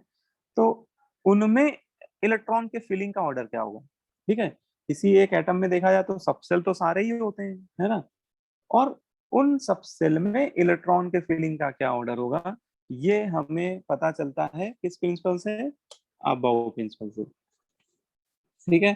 तो अबाव प्रिंसिपल क्या बताता है, aufbau principle suggest that correct sequence of filling electron in different sub shell in an atom. किसी एक एटम में इलेक्ट्रॉन के फिल करने का करेक्ट ऑर्डर क्या है उनके सब सेल में, ठीक है। अब देखो क्या क्या प्रिंसिपल क्या कहता है, इसको भी समझ लिया। तो इस प्रिंसिपल का स्टेटमेंट क्या है, तो ये प्रिंसिपल कहता है electron should be filled into different subshell from lower energy level to higher energy level. देखो अबाउ वर्ड का मतलब ही क्या है, टू बिल्ड अप टू और टू मेक अप। मतलब कोई भी चीज को अगर जीरो से बनानी है, सिस्टेमेटिकली बनानी है, तो उसको हम लोग कैसे बनाएंगे, है ना। तो ऐसे समझ लीजिए कि जैसे कोई भी छोटा बच्चा एजुकेशन लेता है अपने इंडियन कल्चर में या वर्ल्ड के किसी भी कंट्री में, तो सबसे पहले उसको जैसे अपने आप सबसे पहले कौन सा क्लास होती है, प्ले ग्रुप होता है, Nursery. ठीक है। तो उसको प्ले ग्रुप मॉन्टेसरी। में पहले मॉन्टेसरी, हाँ मॉन्टेसरी या प्ले ग्रुप जो भी बोल दिए, पहले उसको थोड़ा सा प्ले कराया जाता है, खिलाया जाता है, उसको भी इंटरेस्ट डेवलप हो स्कूल जाने का और थोड़ा पढ़ाई का, है ना। फिर उसको धीरे से प्ले ग्रुप के बाद किस क्लास में भेजा जाता है, नर्सरी। Nursery. नर्सरी, है ना। आजकल नर्सरी से पहले भी आ गए हैं केजी, LKG, अपर केजी, पता नहीं कितने, है ना। LKG UKG। हम लोगों के टाइम तो नर्सरी चलता था केवल ठीक है, नर्सरी बाद सीधे फर्स्ट में हम लोग पहुंच जाते थे। लेकिन आजकल थोड़ा सा चीजें और मॉडिफाई हो गई हैं, क्योंकि काफी कम एज से बच्चे पढ़ने लगते हैं। तो कहने का मतलब वही है कि नर्सरी, नर्सरी के बाद फर्स्ट, फर्स्ट के बाद सेकेंड, सेकेंड के बाद थर्ड, ऐसे सिस्टमेटिक वे में उसको पढ़ाया जाता है। ऐसा तो होता नहीं है कि सेकेंड के बाद सीधे 6 में एडमिशन दिला दिया जाता है, बेटा तुम 6 में पढ़ो, है ना। तो समझ जाओ फिर बच्चे के साथ क्या होगा, है ना। फिर वो पढ़ाई छोड़ देगा तो ऐसे ही एक तरह से देखा जाए तो यहाँ भी है कि ऑर्बिटल्स में जो इलेक्ट्रॉन की फीलिंग है वो एक सिस्टमेटिक ऑर्डर में होनी चाहिए, और पहले इलेक्ट्रॉन लोअर एनर्जी लेवल में फिल होना चाहिए, ठीक है। उसके बाद उससे ज्यादा एनर्जी वाले ऑर्बिटल में फिल होना चाहिए, उसके बाद उससे ज्यादा एनर्जी वाले ऑर्बिटल में इलेक्ट्रॉन फिल होने चाहिए। मतलब इलेक्ट्रॉन की जो फिलिंग होनी चाहिए, it occurs from lower energy level to higher energy level, ठीक है। तो ये प्रिंसिपल बस इतना बोलता है, इस प्रिंसिपल का बेसिक स्टेटमेंट इतना ही है, electron should be filled in different subshell from lower energy level to higher energy level, ठीक है। जैसे मैंने एक ले लिया 1s ऑर्बिटल, एक ले लिया 2s और एक ले 3s। तो इनमें इलेक्ट्रॉन की फिलिंग में सबसे पहले हम लोग इलेक्ट्रॉन 1s में फिल करेंगे, क्योंकि 1s की एनर्जी इन तीनों में से सबसे कम है। फिर 2s में, फिर 3s में। तो इन तीनों में अगर देखा जाए तो एनर्जी का ये ऑर्डर हो जाएगा, ठीक है।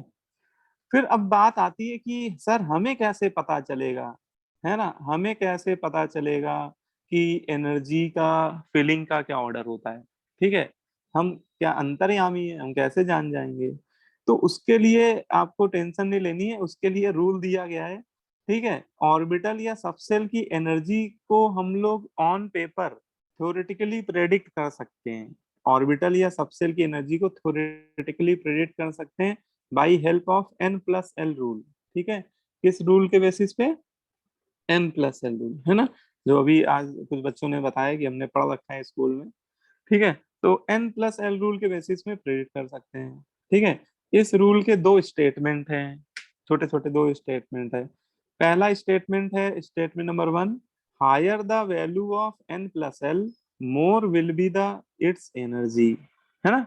n प्लस एल रूल का पहला स्टेटमेंट कहता है जिस ऑर्बिटल के लिए n प्लस एल की वैल्यू जितनी ज्यादा होगी बेटा उसकी एनर्जी भी उतनी ज्यादा होगी, ठीक है।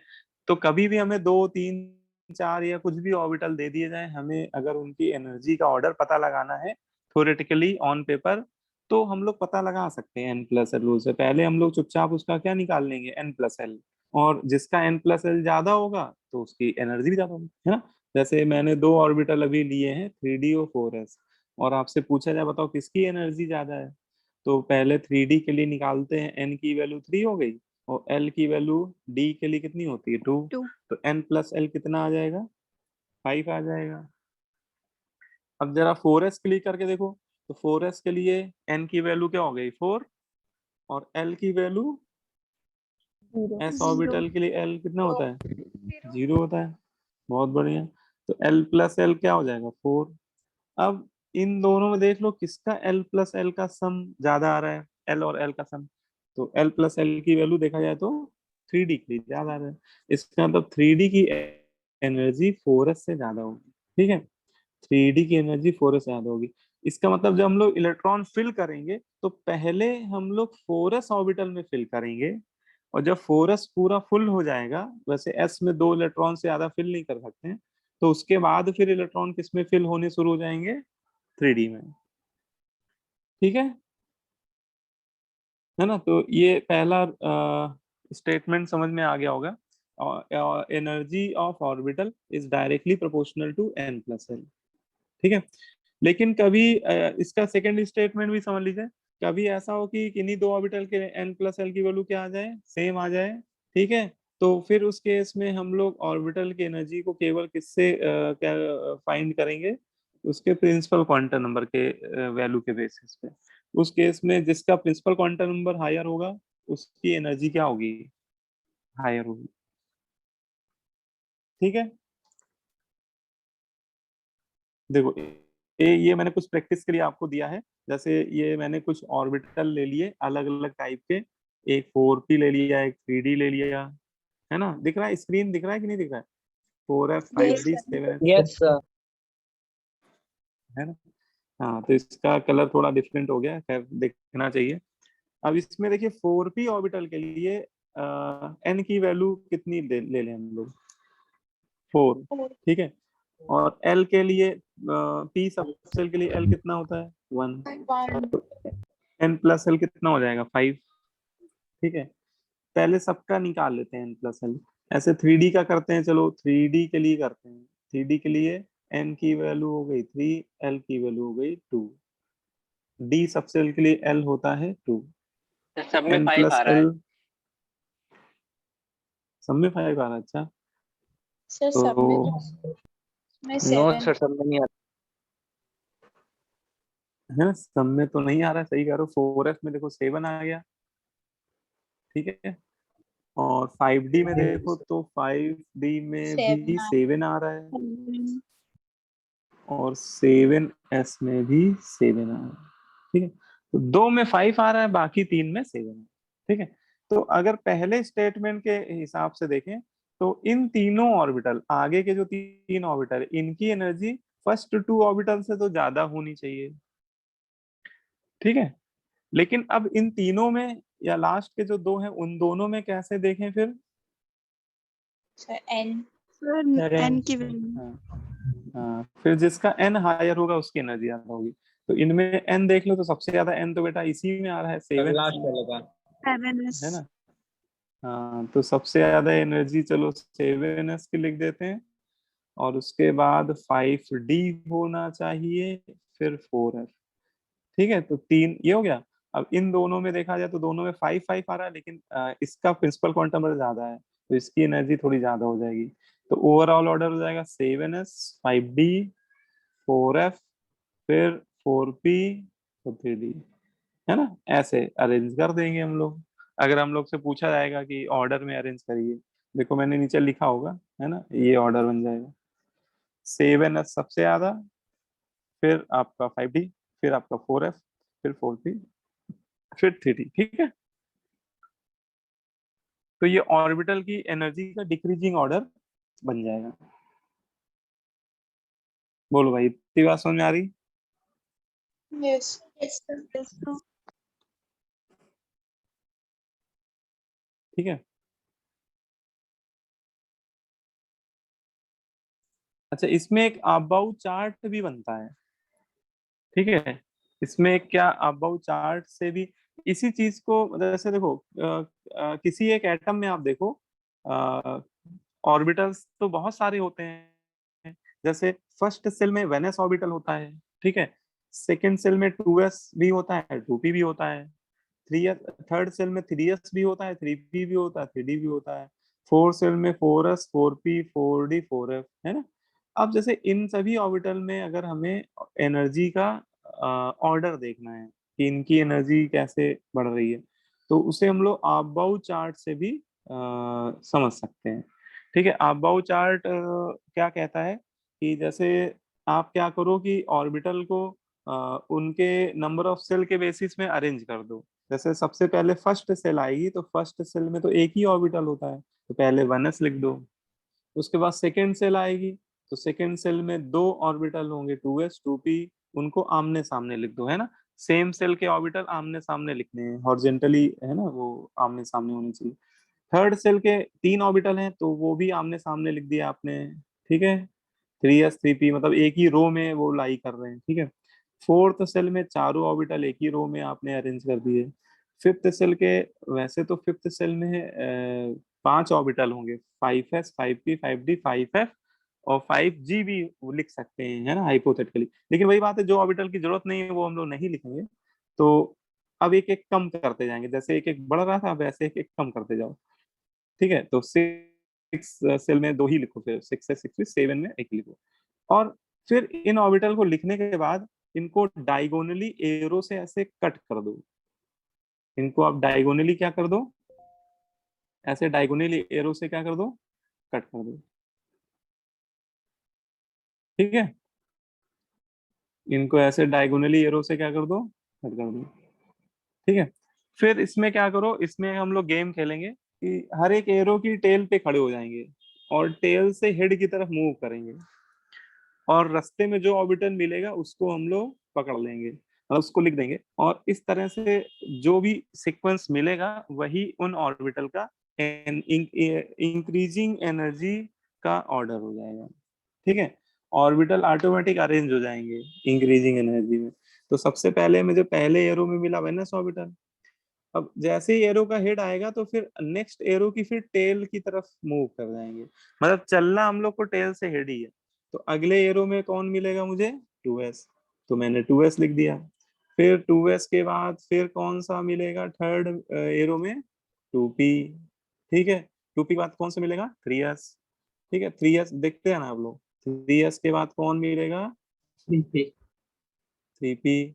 3p के आगे कौन मिलेगा, 4s 4s, है ना। यस इसके बाद नेक्स्ट एरो में 3p 3d, 3D 4p, है ना, 5 5s, 4d, 5p, 6 है।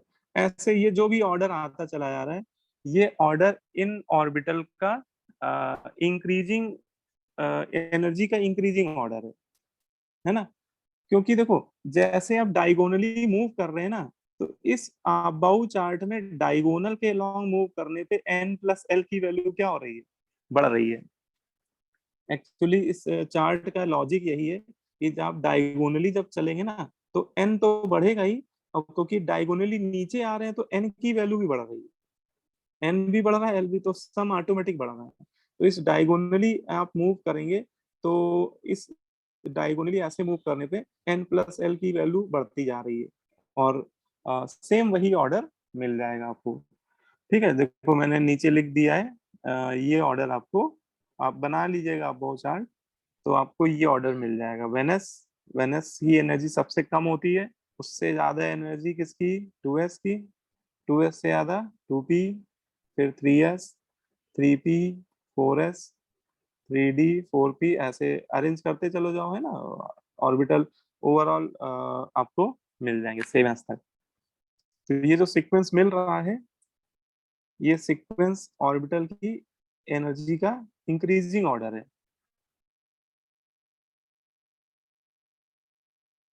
ठीक है, बताओ भाई, समझ में आ रही बात? Yes. अब आपको लग रहा हो सर ये याद कैसे करें, है ना, काफी टिपिकल सा लग रहा होगा ऑर्डर, है ना। क्या हमें चार्ट बनाना पड़ेगा एग्जाम में? ठीक है, तो देखो एग्जाम में चार्ट बनाने की जरूरत नहीं है, ठीक है।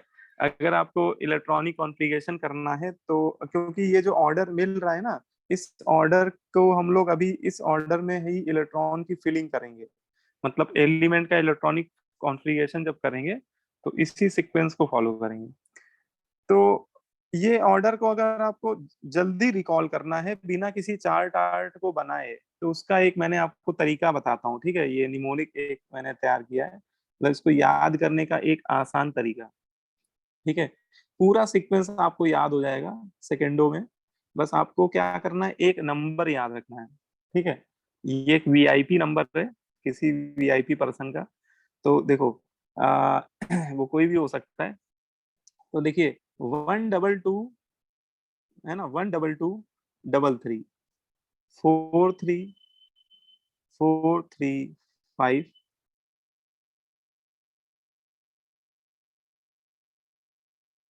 12233, है ना, 12233, 43435,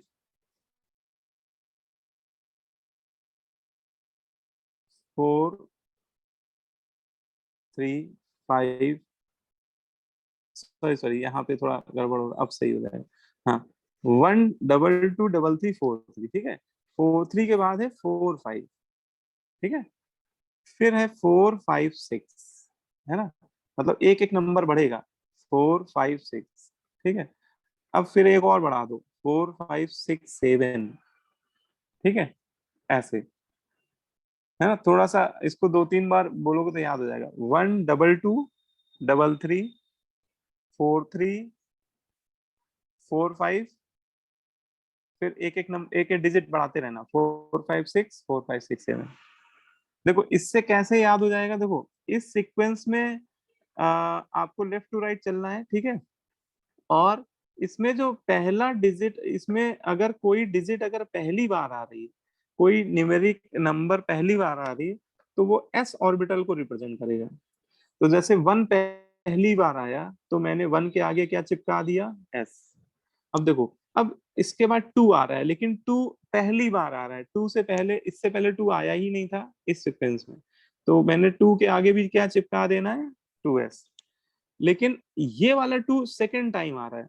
अगर कोई नंबर, कोई न्यूमेरिक नंबर सेकेंड टाइम आएगा तो वो p सबसेल को रिप्रेजेंट करेगा, तो इसके आगे क्या चिपका देना है, p। अब देखो थर्ड अभी तक नहीं आया, थर्ड पहली बार आया, तो मैं क्या चिपका दूंगा इसके आगे, 3s। अब देखो थर्ड सेकेंड टाइम आया, सेकेंड टाइम आया मतलब कौन सा सबसेल होगा, ये p सबसेल को रिप्रेजेंट करेगा, 3p। अब देखो 4 अभी तक नहीं आया, लेकिन अब फर्स्ट टाइम आ रहा है, अभी तक देखो 4 नहीं आया, पहली बार आ रहा है, तो ये 4 किसको रिप्रेजेंट कर रहा है, 4s। 3 बेटा तीसरी बार आ रहा है ना, 3 तीसरी बार आया, तो ये किसको रिप्रेजेंट करेगा, 3d को। अब जैसे बताओ ये 4 किसको रिप्रेजेंट करेगा, किस ऑर्बिटल में, 4p. 4p. 4p, है ना। 4 सेकेंड टाइम आ रहा है इस सीक्वेंस में, 4p। और 5 पहली बार आ रहा है, अभी तक 5 आया ही नहीं, तो ये 5s। अब ये वाला 4 तीसरी बार आ रहा है, तो ये 3d। ऐसे लिखते चले जाओ, सेम वही सीक्वेंस आप लिख डालोगे, ठीक है। बस आपको जो याद रखना है, तो वो नंबर याद रखना है ना, बोलो भाई। Yes, sir. Yes, sir.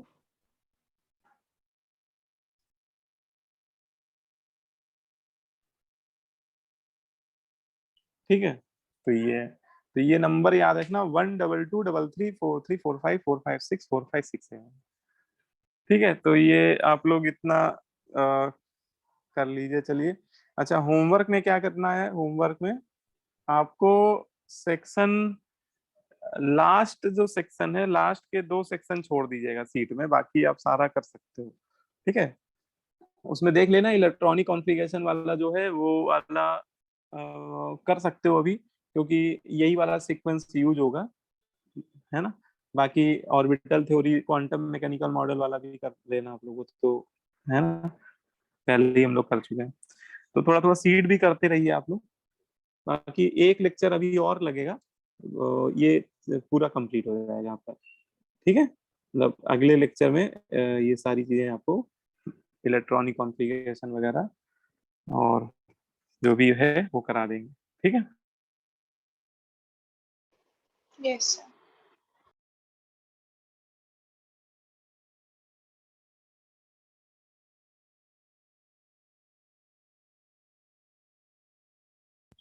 Thank you, sir. Thank you, sir.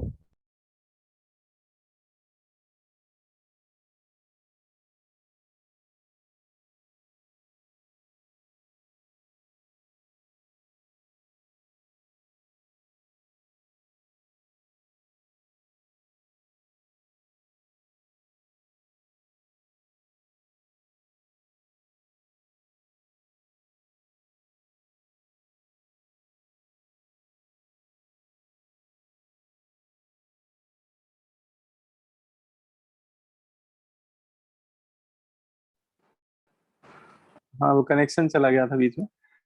तो ठीक है, आज इतना ही रख रहे हैं, ठीक है। और आप लोग को मैं कुछ वर्कशीट अभी सेंड कर दूंगा, तो आप लोग क्वेश्चन करिएगा इसके ऑर्बिटल वाले, और सीट में भी आप कर सक लीजिएगा, और क्वांटम मैकेनिकल मॉडल वाले क्वेश्चन अटेम्प्ट कर लीजिएगा, ओके सर, ठीक है। चलो थैंक फिर यू मैं end करता हूँ, ठीक, ओके।